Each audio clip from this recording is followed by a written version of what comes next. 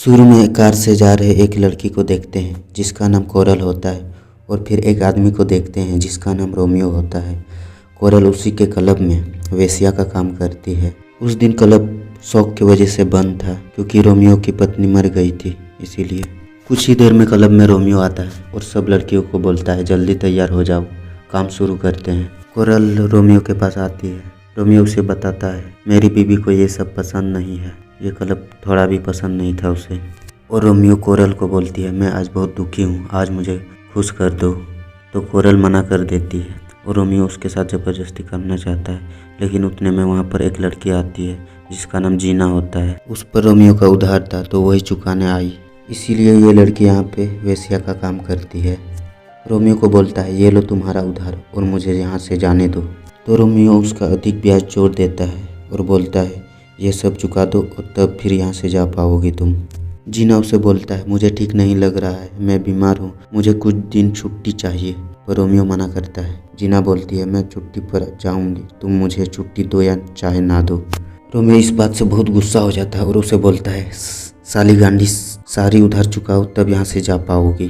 तभी गुस्से में आकर जीना उन पर हमला कर देता है और उन दोनों में लड़ाई शुरू हो जाता है। जीना पर भी रोमियो हमला कर देता है। कुछ आवाज़ सुनकर उतने में वहाँ पर कोरल और वेंडी दौड़कर आ जाती है। वो दोनों रोमियो को रोकना चाहती है पर रोमियो नहीं रुकता है, तो वो सब मिलकर रोमियो पर हमला कर देता है और उसे वहीं पर गिरा देता है। और वहाँ से वो लोग एक कार को लेकर भाग जाते हैं। वो लोग गाड़ी से भाग रहे होते हैं, तभी वो लोग बोलते हैं हमने रोमियो को मार दिया है और वो लोग बहुत डर जाते हैं। कोरल बोलती है हम लोग फिर से वापस जाएंगे और सबको बताएंगे हमने कुछ नहीं किया है, हमारा गलती नहीं था। और फिर वो सब क्लब में वापस आती है। वहाँ उनके मैडम उनको मारना चाहती है, तभी वो लोग भाग रहे होते, तभी वो भी मारा जाती है। और फिर वो लोग वहाँ से फिर वापस भाग जाते हैं। जीना घायल थी, उसे बहुत दर्द हो रहा था। वो बोलती है चलो हॉस्पिटल जाते हैं। तो वेंडी बोलती है हमने दो को टपकाया है, हम लोग नहीं जा सकते हॉस्पिटल। तो उतने में कोरल बोलती है मेरा दोस्त है एक, थोड़ी ही देर में वहाँ पे चलते हैं। और वो लोग वहाँ उनके पास ले आते हैं। वो एक जानवरों का डॉक्टर होता है। वो इलाज करने से मना कर देता है पर वेंडी किसी तरह उसे समझाता है और वो उनका इलाज करता है। वो उन सब से बोलता है इनका ऑपरेशन करना पड़ेगा नहीं तो ये मर जाएगी, पर वो ऑपरेशन करने से मना कर देता है। पर वो लोग उसे समझाते हैं और वो ऑपरेशन कर देता है, जिससे जीना ठीक हो जाती है। और जीना अपने पिछली जिंदगी याद करती है, किस तरह रोमियो के पार्ट मोई ने जीना को बहला फुसला कर लाया था। मोई उसे बताया था तुम मेरे साथ चलो तो तुम काफी पैसा कमाओगी, तुम अपने परिवार का भी मदद कर सकती हो। तो जीना बोलती है वहाँ मैं क्या करूँगी, वहाँ तुम वेटर का काम करोगी। तो वो खुश हो जाती है। उन्होंने वेटर बनाने का बोला था पर यहाँ पर जीना वेश्या का काम करती थी। वहाँ जीना के साथ कई मर्द अल्टीमेट हुए थे। और इधर क्लब में रोमियो के पार्टनर मोइन और ग्रीन आते हैं। वहाँ वो दोनों उन सब लड़कियों से पूछता है उन 3 लड़कियों का प्लान किस किस को मालूम था, बता दो नहीं तो सबको मार दूंगा। और फिर वो लोग डर के मारे एक लड़की का नाम बोलती है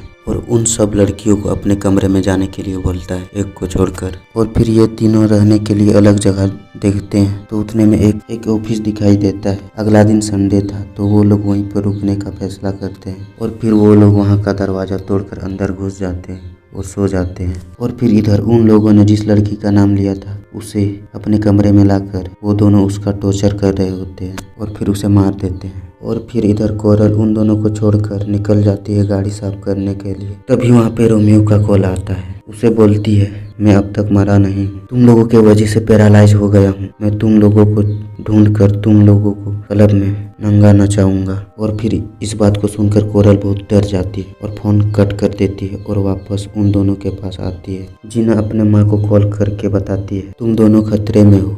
वो अपने माँ को सब कुछ बताती है पर उसकी माँ को सब कुछ पता था। वो जीना को बोलती है तुम वापस वहीं पर चली जाओ वरना वो हम दोनों को मार देंगे। इस बात से जीना रोने लगती है पर उसे वेंडी समझाती है। और फिर इधर रोमियो अपने पार्टनर को बोलता है उन सबको जिंदा लेकर आओ क्योंकि मैं अब नहीं चल सकता, ताकि उन तीनों का थेरेपी के वक्त ले सकूं। रोमियो उन दोनों को उन सब का लोकेशन देता है। कोरल उन दोनों को बताती है कि रोमियो जिंदा है और वो दोनों उन सबको पकड़ने निकल जाता है। उस लड़की को दफना रहे थे तभी वो अपने भाई को बोलता है हम दोनों में से किसी को ये काम छोड़ना पड़ेगा क्योंकि हमारी माँ पैरालाइज है और हम दोनों को कुछ हो गया तो उसकी देखभाल कौन करेगा। और फिर इधर ही वहाँ एक गार्ड आता है। वो उन सब से बोलता है तुम लोग कौन हो। तो वेंडी बोलती है हम लोग सफाई कर्मी हैं। और वो गार्ड उन पर शक करता है और उन पर हमला करने लगता है। और फिर कोरल पीछे से उन पर हमला करके उसे बेहोश कर देता है और उसे बांध कर उसे बोलता है तुम किसी को कुछ नहीं बोलोगे।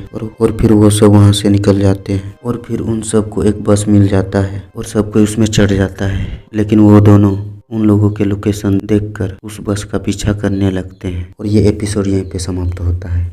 क्या ये सब अब कैसे बचेंगे ये देखेंगे अगले एपिसोड में। Thank you.